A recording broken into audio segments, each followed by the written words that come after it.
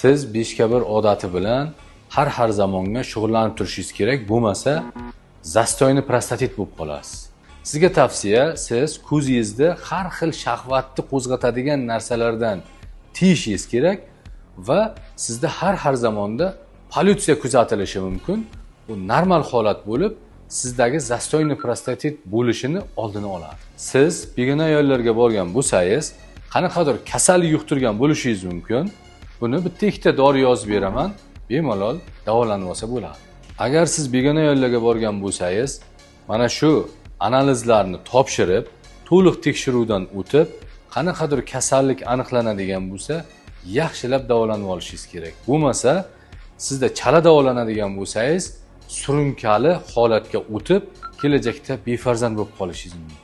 Tez bo'shanish holatidan qutulish uchun har xil spreylardan foydalanib, uni bartaraf qilishingiz mumkin. Tez bo'shanish holati bu asorat. Birinchi bo'lib, mana shu asoratlarni bartaraf qilib, undan keyin kuch-quvvatni oshiruvchi va jinsiy quvvatni oshiruvchi ishlarni qilib, aloqa davomiyligini o'zingiz xohlagancha davom ettiradigan darajaga chiqishingiz mumkin.